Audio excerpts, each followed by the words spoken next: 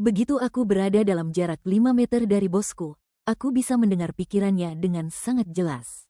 Kapan hari ini akan berakhir? Siapa sih yang punya ide bodoh ini?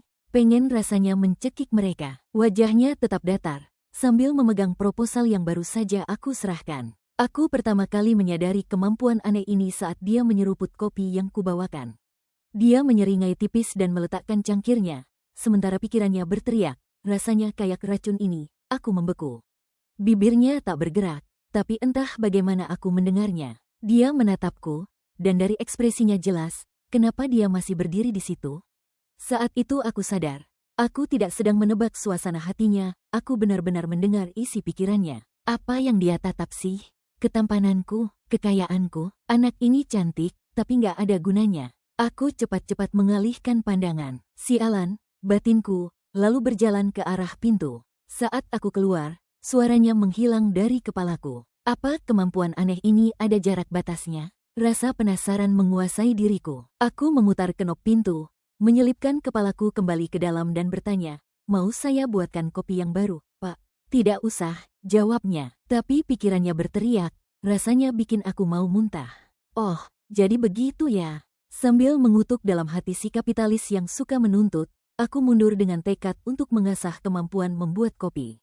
Bagaimanapun juga, aku bukan lagi sekadar budak kantor biasa. Aku kini adalah pekerja elit yang tahu isi pikiran bosnya. Tidak akan lagi memuji yang salah. Jaga dia tetap senang, dan bonus-bonus itu pasti jadi milikku. Malam ini kencan buta lagi? Ya ampun, bunuh aku aja deh, ku dengar dia menggerutu. Kaget, aku tak bisa menahan diri untuk tidak mencuri dengar saat menyerahkan berkas. Pikirannya dipenuhi gosip. Anak Haris dan sekretaris Monica itu pasti punya agenda tersembunyi di antara mereka. Sania Haris punya 200. Monica, nggak ada. Apa barusan aku dengar namaku? Pikirku. Tapi aku tetap mempertahankan senyum sopan dan sikap profesional sambil mengulang mantra dalam hati. Demi gaji, demi gaji. Saat Gavin Rahardian menandatangani dokumen, pikirannya seperti komentator siaran langsung. Sania Haris tuh suka makan apa sih? Terserahlah, toh kita nggak bakal kemana-mana juga. Lagi pengen makanan Prancis. Nanti suruh si Monica reservasi. Kenapa sih Monica berdiri kayak patung? Lipstiknya ngeleber ya? Dia mau ngapain sih? Romansa kantor? Jangan kira aku nggak sadar. Aku bisa mendengarnya mengkritik aku dalam hati. Tapi secara luar, Gavin Rahardian adalah gambaran sempurna dari profesional yang dingin dan menjaga jarak. Di dalam kepalanya, seperti acara komedi situasi. Saat dia menyebut lipstikku, aku hampir saja refleks menyentuh bibirku, tapi berhasil menghentikannya tepat waktu. Untungnya, dia tidak tahu aku bisa membaca pikirannya. Miss Baskara, katanya setelah menandatangani dokumen terakhir, saya ada janji malam ini. Bisakah kamu atur semuanya? Tentu, jawabku sambil tersenyum. Ingin makan malam di restoran Prancis? Boleh, sahutnya, dengan nada acuh tak acuh. Tapi di pikirannya, gadis pintar. Ah, andai saja dia tahu aku bisa membaca pikiran, menaklukkannya bakal semudah membalik telapak tangan. Ada makanan yang tidak disukai partner Anda? Tanyaku, hati-hati menghindari menyebut nama Sania Haris. Gavin melirikku, jawabannya terukur. Sania nggak punya pantangan khusus. Urus aja. Kalau bukan karena arus hinaan tanpa henti di pikirannya, mungkin aku akan percaya dengan sikap tenangnya. Masih aja ceroboh, nggak tahu dia ngomong apa, tapi siapa peduli, toh aku dan Sania juga nggak akan jadi apa-apa. Aku cuma pengen pulang dan tidur. Bisakah Monica berubah jadi cowok dan gantiin aku kencan nanti? Bos macam apa ini? Pikirku kesal. Dia udah nyedot semua tenagaku selama jam kerja, dan sekarang masih juga nyuruh-nyuruh urusan pribadi setelah jam kantor. Aku tetap tersenyum manis, sambil dalam hati menusuk boneka santetnya berkali-kali. Gavin Rahardian pertama kali sadar bisa mendengar pikiran sekretarisnya saat dia membawakannya secangkir kopi yang menjijikan. Baru satu tegukan, rasanya seperti dia tiba-tiba jadi babi yang harus menelan sisa-sisa makanan busuk, bukannya berada di kantor elegannya. Tapi saat dia mendongak, Monica berdiri di sana, dengan mata polos membelalak menatapnya. Dia hampir saja membentaknya, tapi ekspresi Monica entah bagaimana langsung meredakan kekesalannya. Dia mengibaskan tangannya, menyuruh Monica kembali bekerja. Emangnya separah itu? Kapitalis emang susah banget dipuaskan, Terdengar suara Monica di kepalanya saat gadis itu berjalan keluar. Gavin mengedip bingung. Monica sudah keluar dari ruangan, tapi suaranya masih terngiang di kepalanya. Apa yang sebenarnya terjadi ini? Aku tanya lagi nggak ya? Beberapa saat kemudian, kepala Monica mengintip kembali. Pak Rahardian, perlu saya buatkan kopi yang baru? Hanya mengingat rasanya saja sudah membuat Gavin merinding. Tidak usah, jawabnya cepat. Begitu Monica pergi, suara itu ikut lenyap, meninggalkannya untuk merenungi keanehan yang baru saja terjadi. Tampaknya kemampuan aneh ini hanya bekerja dalam jarak tertentu. Nggak begitu berguna juga sih, pikirnya sambil bersandar di kursi. Andai saja aku bisa mencuri dengar rencana perusahaan sebelah. Tapi tak lama, Gavin menyadari bahwa sekretarisnya yang terlihat rapi dan sopan itu ternyata jauh dari sosok pegawai teladan yang ia bayangkan. Kayaknya udah selesai semua hari ini. Saatnya leha-leha, pikir Monica, pikirannya dipenuhi lamunan absurd dan tidak pantas. Gavin tak tahan lagi. Dia berjalan cepat ke mejanya, mengetuk layarnya, dan dengan tegas mengingatkan, jam kerja bukan untuk bersantai. Tentu, Pak Rahardian, jawab Monica manis, dengan senyum polosnya yang khas. Gavin menggertakkan giginya. Siapa sangka gadis dengan senyum semalaikat itu sebenarnya sedang merencanakan kehancurannya tiap detik. Begitu dia menjauh, suara Monica muncul lagi di kepalanya. Ketahuan lagi santai-santai. Dasar bos nyebelin. Gimana sih dia selalu tahu? Gavin Rahardian sempat merenung. Apakah dia terlalu keras pada Monica, sampai pikiran selanjutnya gadis itu menghantamnya. Sial, dasar bos boomer, pengen banget nampol. Apa maksudnya itu? Gavin tidak terlalu paham dengan bahasa gaul internet, jadi pikirannya malah melayang ke tempat lain. Pasti dia mulai jatuh cinta padaku, pikir Gavin, sudut bibirnya sedikit terangkat. Lagi pula, dia masih termasuk pria idaman. Monica tampak begitu tenang di luar, tapi siapa sangka isi kepalanya penuh kekacauan dan pikiran nyeleneh. Gavin berdeham, berusaha menahan senyum. Mungkin dia bisa memberinya kesempatan untuk lebih dekat, tapi dia tak akan membiarkan gadis itu semena-mena. Sial, ketahuan males-malesan sambil ngatain bos. Bunuh aku sekarang aja, batinku, perut rasanya mual. Kenapa sih dia harus nangkep aku pas lagi begitu? Dan yang lebih parah, kali ini aku nggak menangkap apa yang dipikirkannya. Gimana kalau dia potong gaji? 5 juta sebulan aja udah pas-pasan buat kebutuhan dasar. Aku nggak sanggup kalau dipotong gaji. Harus cari cara biar dia luluh, cepet. Mungkin tawarin aja nganter dia buat kencan malam ini. Begitu sopirnya, Hadi, izin sakit, aku langsung ambil peluang. Berlagak santai, aku bilang, Pak Rahardian, saya bisa antar Nona Haris malam ini kalau Bapak mau. Boleh, sahutnya. Kamu jadi pengganti Hadi yang gak masuk. Ekspresi pura-pura kagetku berhasil sempurna. Semua berjalan sesuai rencana. Bonus gelombang lagu What a Wonderful World berdentang di kepalaku. Aku kembali ke meja sambil menghitung-hitung seberapa dekat aku dengan bonus akhir tahun itu. Dari kaca jendela kantor, Gavin Rahardian mengamatiku sejenak. Tapi aku pura-pura tak sadar, mempertahankan senyum sopan dan profesional. Baru ketahuan santai sekali, jangan sampai 2 kali. Saat waktunya tiba, aku mengemudi untuk menjemput Sania Haris bersama Gavin. Dari yang kudengar, Sania berasal dari keluarga kaya dan seorang pelukis yang cukup sukses. Dia cantik, baik hati, aktif dalam kegiatan amal, pasangan yang sempurna untuk Gavin, pikirku. Meskipun kelihatan dingin luar biasa, Gavin cocok dengan wanita seperti Sania. Ternyata Sania Haris memang secantik kabarnya. Anggun dalam gaun panjang yang melambai, dia bukan tipe wanita yang menarik perhatian dengan gaya mencolok, kecantikannya sederhana namun elegan. Aku tak bisa menahan rasa kagum saat dia melangkah menuju mobil. Sania menyapaku dengan senyum hangat sebelum masuk ke kursi belakang bersama Gavin, santai merangkul lengannya, dan mulai mengobrol. Untuk pertama kalinya, pikiran Gavin Rahardian hening. Sedikit aneh rasanya. Dari kaca spion, aku melihatnya menatap keluar jendela, setengah wajahnya tertutup bayangan. Mata memantulkan cahaya kemasan dari matahari yang mulai tenggelam. Apa yang dia pikirkan sekarang? Ya, dalam keheningan yang langka ini, Sania Haris memang cantik, bukan dengan cara mencolok atau menggoda, tapi anggun dan tenang, kecantikan yang tak lekang waktu. Gaun panjangnya melambai elegan saat ia berjalan mendekati mobil. Aku sempat mengaguminya dalam diam. Setelah masuk, Sania menyapaku hangat, lalu merangkul lengan Gavin sambil bercakap. Gavin, seperti biasa, terlihat datar, membalas dengan ketertarikan samar, nyaris tak peduli dengan isi percakapan. Sementara itu, pikirannya justru sibuk. Kenapa sih Monica Baskara lambat banget nyetirnya? Salip tuh mobil. Nyebelin. Setelah berperan sebagai sopir dadakan dan mengantar mereka ke tempat tujuan, aku memutuskan menunggu waktu jemput dengan makan di restoran terdekat. Aku memesan beberapa hidangan, tak sadar salah satunya dimasak pakai alkohol. Toleransi alkoholku memang parah. Setelah satu kali makan, kepalaku langsung berputar. Meski pikiranku makin kabur, satu hal tetap jelas. Aku masih harus menyetir dan mengantar Gavin Rahardian pulang malam ini. Aku terpincang menuju tempat parkir, hanya untuk dihentikan oleh sosok yang terasa begitu familiar. Monica, kamu abis minum ya? Suara Gavin Rahardian rendah. Aku bahkan tak tahu apakah dia benar-benar bicara atau itu cuma isi pikirannya. Aku menenggelamkan wajahku ke dadanya, tiba-tiba diliputi emosi yang meletup. Maaf, tolong jangan potong gaji saya. Saya janji bakal kerja lebih keras. Gavin menunduk menatapku, lalu dengan lembut menepuk punggungku. Mata yang biasanya setenang batu ember itu kini tampak dalam, seperti dua kolam gelap yang menenangkan. Aku nggak akan potong gaji kamu, katanya pelan.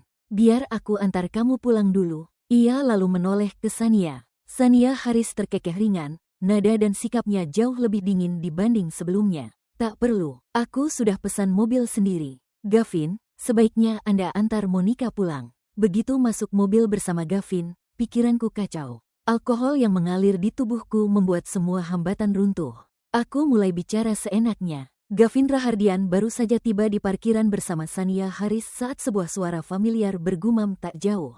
Antar Gavin Rahardian pulang, antar kapitalis pulang, antar anak anjing pulang, antar kura-kura kecil pulang. Apa-apaan ini? Gavin menoleh dan, tentu saja, mendapati Monica Baskara yang sangat mabuk, berjalan terlatih ke arahnya. Pipi memerah, matanya sayu dan berair. Dia berjalan lurus ke dadanya dan menabraknya. Dengan mata yang besar dan berair, dia mendongak, hampir menangis. Jangan potong gaji saya, ya, pintanya lirih. Sebuah retakan kecil muncul di hati Gavin yang biasanya dingin dan tak tertembus. Dari janji bonus hingga kenaikan gaji tahunan, entah kenapa dia tak bisa menahan tawa dalam hati. Monica terus mengomel dalam mabuknya. Dia jahat banget, bos paling kejam. Aku kejam? Sejak kapan? Pikir Gavin, antara geli dan lelah sendiri. Di dekatnya, Sania menyilangkan tangan sambil tersenyum penuh arti. Gavin Rahardian adalah pria muda, sukses, dan bebas dari skandal.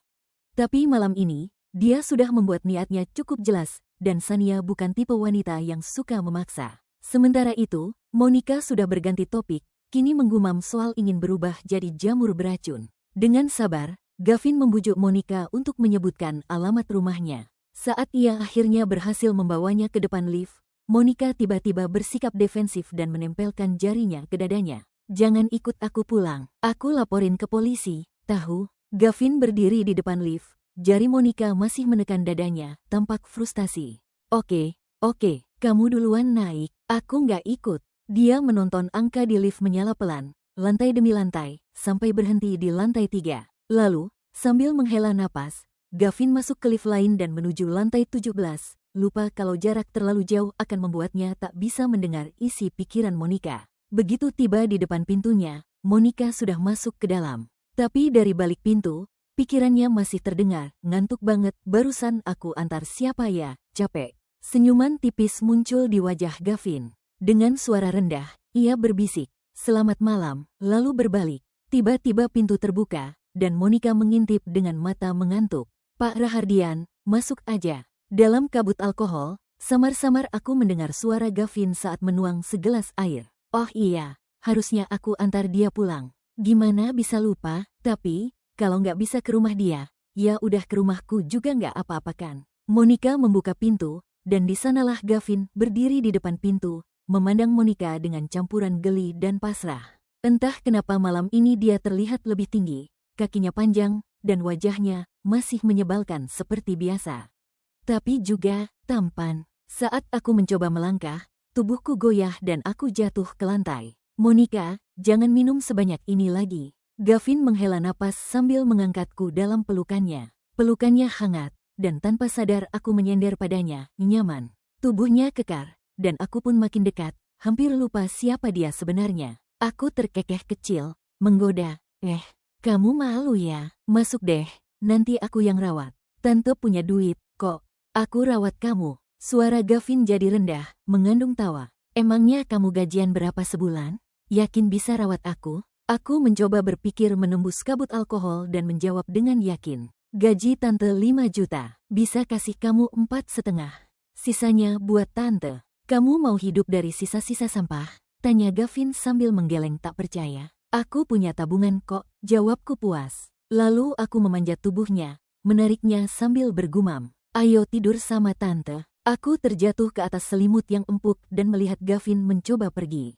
Refleks, aku meraih pergelangan tangannya, membuatnya kehilangan keseimbangan. Ia menahan tubuhnya di atasku, rahangnya mengeras karena kesal. Monica, Baskara, gumamnya dengan suara tertahan. Aku menatap ke arahnya, memperhatikan garis wajahnya yang tegas, lalu mendongak untuk menggigit ujung hidungnya dengan main-main.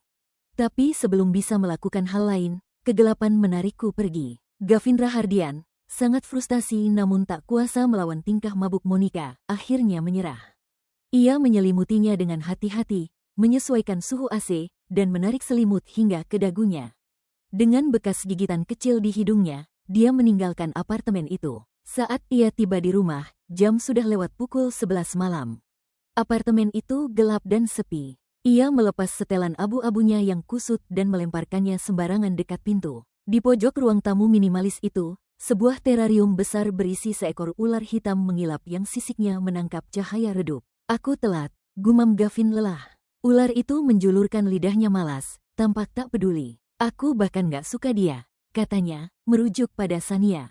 Kalau bukan karena kesepakatan sama keluarga Haris, aku gak akan buang waktu. Ia menyiapkan makanan ular itu, dan si ular kembali masuk ke dalam kandangnya, tetap tak tertarik. Gavin terdiam sejenak, lalu menambahkan dengan suara nyaris tak terdengar. Tapi, Monica, dia agak imut. Ponselnya bergetar terus-menerus dengan pesan-pesan masuk. Gavin, bagaimana bisa kamu memperlakukan Sania Haris seperti itu? Gimana aku harus menghadapi ibunya sekarang? Bersama dia itu baik buat kedua keluarga kita. Dan siapa perempuan yang bersamamu tadi malam? Kamu bawa dia ke acara kencan? Gavin mendengus dan langsung memblokir nomor itu tanpa ragu. Sejak kelahiran adik lelakinya yang lemah, Michael Rahardian, Gavin selalu diharapkan mengorbankan keinginan pribadinya demi keluarga. Tapi ia memilih jalan sendiri, menggunakan bakatnya untuk membalikkan keadaan dan mengembangkan perusahaan. Ia berdiri di depan jendela besar yang membentang dari lantai ke langit-langit, menatap hiruk-pikuk kota di bawah sana. Ruangan dipenuhi bayangan. Bayangan pipi memerah Monica dan sorot matanya yang cerah melintas di benaknya. Dia ceria, hidup, dan suaranya terus terngiang. Energi yang tak disadari Gavin ternyata sangat ia rindukan. Bahkan jika dia hanya menyanyikan hal konyol seperti "semangat ya", itu sudah cukup. Keesokan paginya, aku terbangun dengan kepala berat berdenyut. Ingatan samar malam sebelumnya membanjiri pikiranku, dan rasa ngeri langsung menyergap. Aku mabuk saat sedang menyopiri bosku. Dan aku bilang aku mau kasih dia 4,5 juta per bulan buat ngurus dia. Dan lebih parahnya lagi, aku minta dia tidur denganku. Astaga, apakah aku bakal dapat pesangon setelah dipecat nanti? Dengan hati deg-degan, aku mencatat waktu masuk kerja dan langsung disambut oleh Gavin Rahardian yang berdiri tegak dengan bekas gigitan yang sangat jelas di hidungnya. Alkohol memang musuh sejati. Aku terlalu berani semalam. Terlalu. Pak Rahardian, soal semalam, aku mulai gugup. 4,5 juta buat ngurus aku, tanyanya, mengangkat alis sambil menggoda. Aku bisa naikin jadi 5 juta, seruku refleks, sebelum sempat menahan diri. Tolong, kenapa aku bisa punya nyali ngomong kayak gitu ke Gavin Rahardian? Dalam pikirannya, dia pasti lagi nyebut aku, si mesum kecil. Aku hampir bisa merasakan kesempatan penebusan diriku menguap. Apapun yang kulakukan sekarang, aku tamat. Seperti nyebur ke Sungai Kuning, sebanyak apapun aku coba jelaskan, gak akan bisa bersih lagi. Saat itu, kepala hari muncul. Aku langsung lihat peluang kabur. Tapi sebelum sempat melangkah pergi, suara Gavin menghentikanku. Monica Baskara, pas banget. Tolong kabari semua, kita akan adakan rapat sebentar lagi.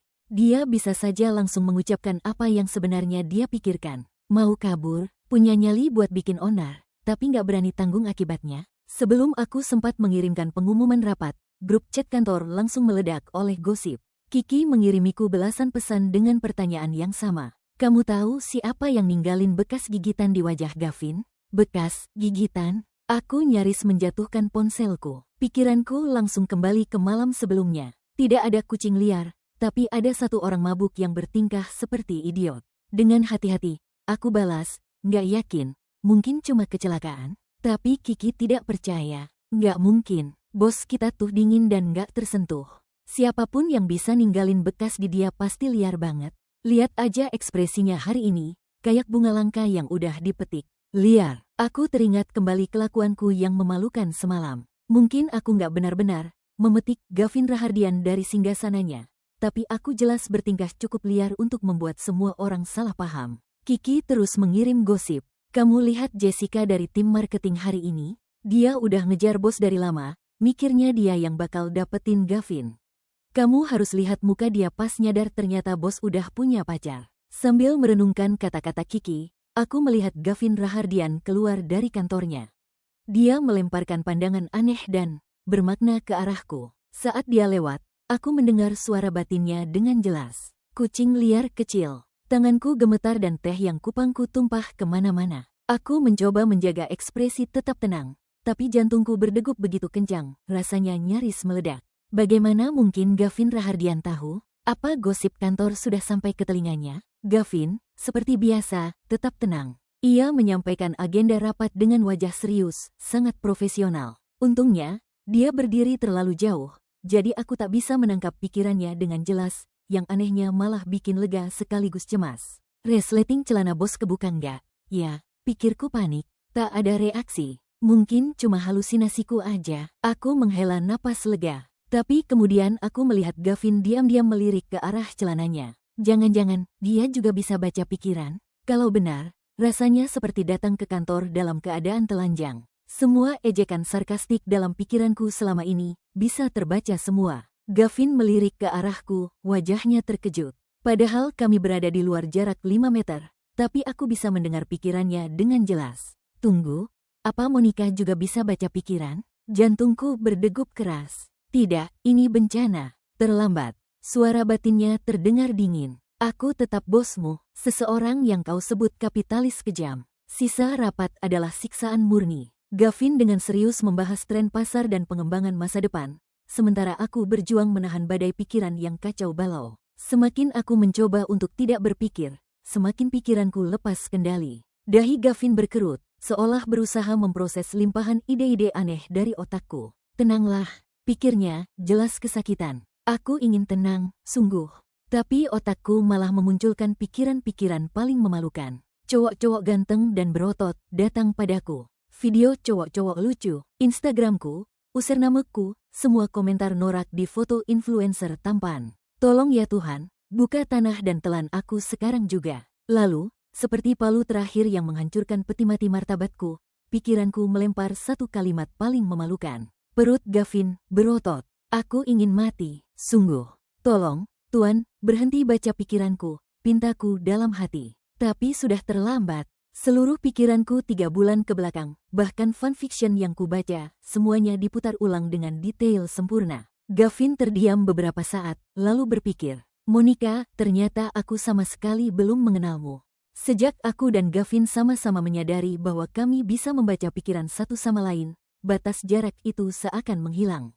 Sekarang, setiap kali dia butuh sesuatu, dia bahkan tak perlu mengucapkannya, cukup dipikirkan, dan aku langsung mendengarnya. Jiwa korporatku yang malang kini sepenuhnya ada dalam genggaman kekuasaan Gavin Rahardian. Bahkan secara mental, saat jam makan siang, salah satu rekan kerja membawakan bubble tea untuk semua orang.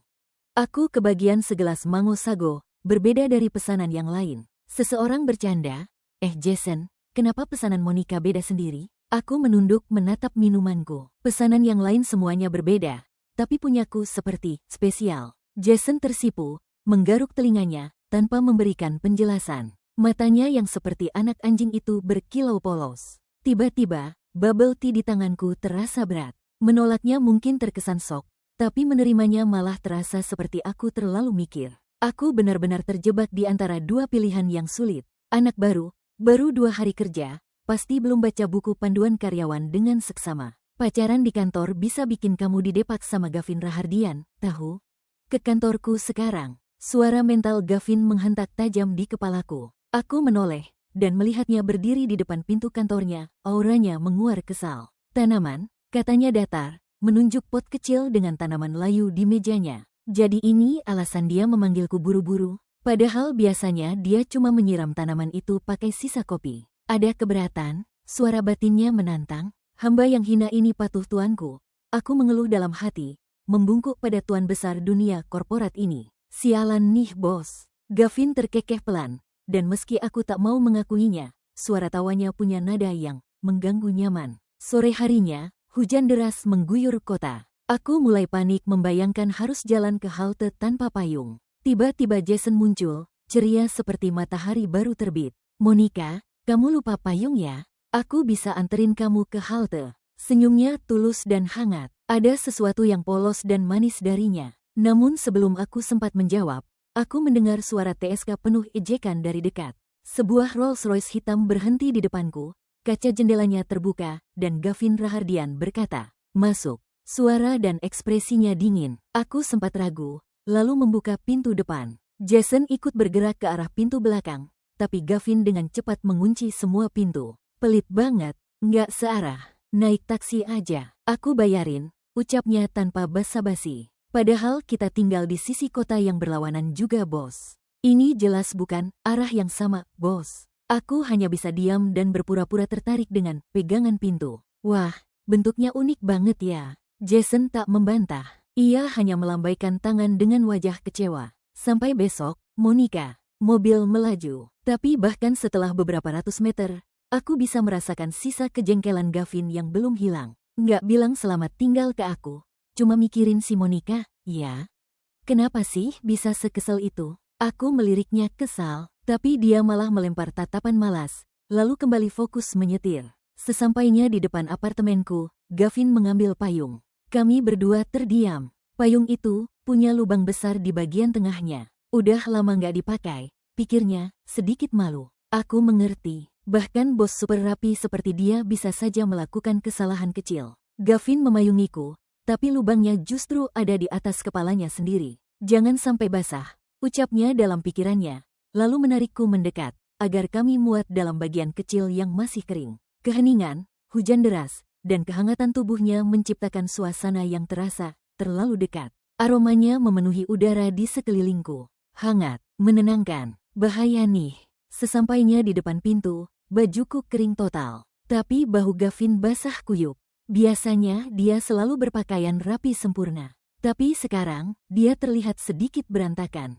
Pak Rahardian, kenapa nggak masuk aja dan ganti baju? Nanti masuk angin, loh, tawarku dengan sopan. Tidak perlu, balasnya, ekspresinya tetap netral. Sayangnya, aku masih ada kerjaan malam ini, pikirnya, yang langsung kudengar. Aku pura-pura nggak tahu, memberi dia kehormatan untuk tetap menjaga citra profesionalnya. Tapi kemampuan baca pikiran ini ternyata nggak berhenti hanya karena kami tidak bersama. Malam itu, saat aku sedang nonton acara misteri favoritku, suara Gavin tiba-tiba terdengar di pikiranku, menyela dengan komentar tak diundang. Pelakunya si B, ucapnya penuh percaya diri. Enggak mungkin, yang ada waktu itu cuma dia doang, bantahku, kesal. Si B cuma pura-pura punya alibi. Dan benar saja, saat identitas pembunuh akhirnya terungkap, memang si B pelakunya. Sudah kuduga, pikir Gavin dengan puas. Aku mendesah, akhirnya bisa santai setelah episode yang menegangkan itu. Tapi kemudian aku sadar, bukannya dia harusnya kerja?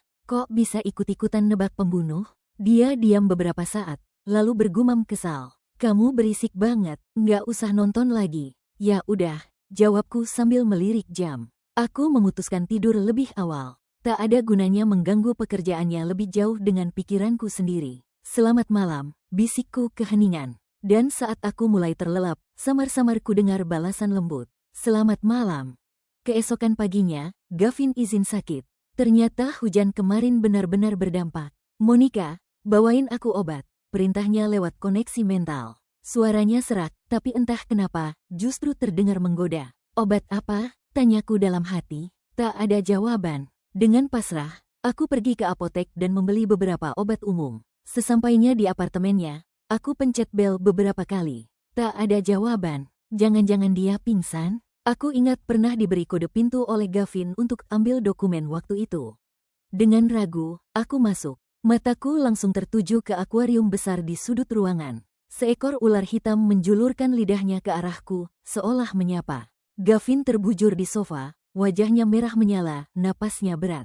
Saat mendengar suara pintu, bulu matanya berkedip pelan. Dia sempat membuka mata, melihatku, lalu kembali terlelap. Untuk pertama kalinya, aku melihatnya begitu rapuh.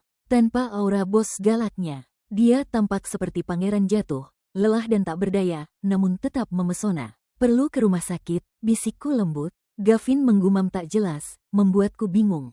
Untungnya, aku masih bisa mendengar pikirannya. Nggak usah ke rumah sakit. Dia demam tinggi, pikirannya melayang. Nggak usah ke rumah sakit, padahal jelas dia butuh penanganan. Aku coba mengangkat tubuhnya, tapi ternyata beratnya jauh di luar dugaanku.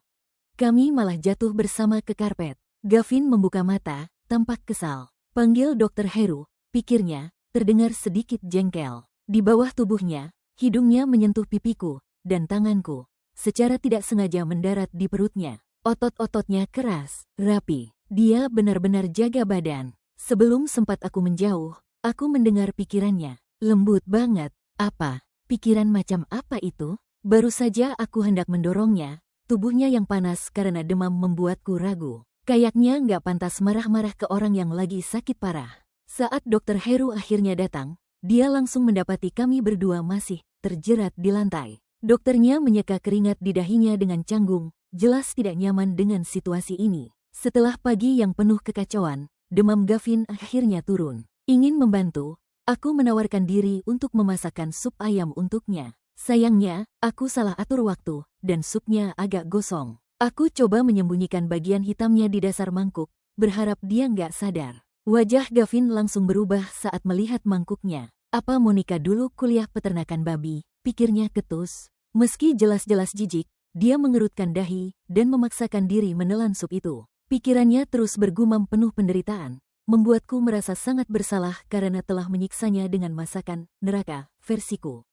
Setelah merawatnya, seharusnya aku langsung pulang. Tapi tatapan Gavin padaku terasa berbeda, tenang, namun mengandung sesuatu yang lebih dalam. Tanpa pikir panjang, aku bertanya, perlu aku tetap di sini? Tinggallah, jawabnya pelan. Pikirannya kosong untuk pertama kalinya. Tapi ada nada kebahagiaan samar di sana, seperti nada pertama dalam melodi yang ceria. Yang paling mengejutkanku, meski sakit, Gavin Rahardian tetap memaksa kerja. Tipikal bos, memang. Karena aku tak ada tugas, dia menyuruhku duduk di dekatnya saja. Meskipun secara teknis aku boleh bersantai, kenyataannya aku terlalu tegang untuk benar-benar lepas. Soalnya, bosku duduk cuma beberapa meter dariku. Tanpa sadar, aku tertidur. Saat terbangun, langit sudah mulai gelap dan hujan deras mengguyur di luar. Selimut tipis telah disampirkan di tubuhku, dan Gavin masih bekerja. Begitu sadar aku terbangun, dia melepas kacamatanya dan mengusap pangkal hidungnya.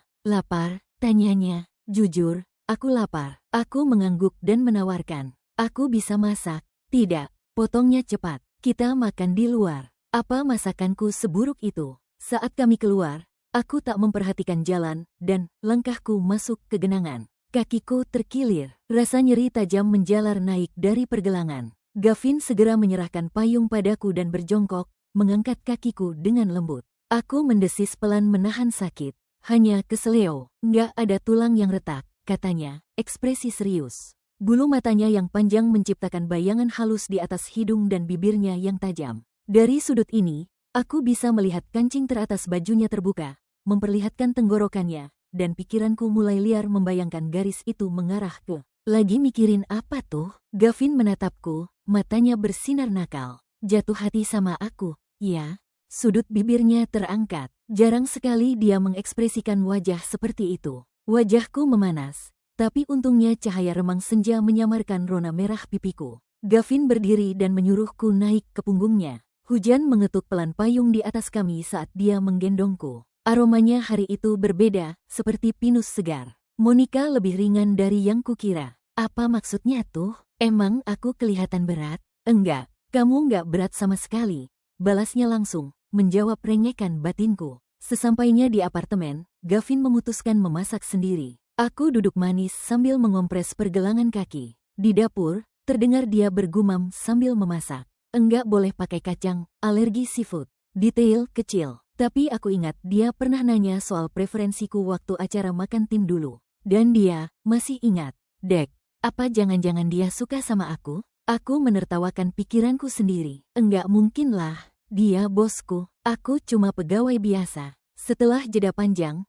pikiran Gavin muncul lagi. Iya, aku diam-diam suka kamu. Otakku ngeblank, seperti layar monitor yang flatline. Apa aku salah dengar? Enggak salah, pikir Gavin. Tapi, di buku pegawai tertulis, dilarang pacaran di kantor, protesku mencoba mengendalikan situasi. Aku bos, aturan itu nggak berlaku buatku, jawabnya santai. Dasar standar ganda. Aku melotot ke arahnya. Dia tersenyum dan berkata, kalau kamu mau, aku bisa jodohin kamu sama siapa aja di kantor. Sejujurnya, aku cuma mau sama satu orang, bos sombong ini. Pipi Gavin memerah tipis. Dan dalam hati aku berpikir, aku ingin cium bosku yang menyebalkan ini. Dia membungkuk. Aku menutup mata. Di antara detak jantung yang memburu, aku mendengar satu pikiran terakhir. Aku suka kamu. Tamat.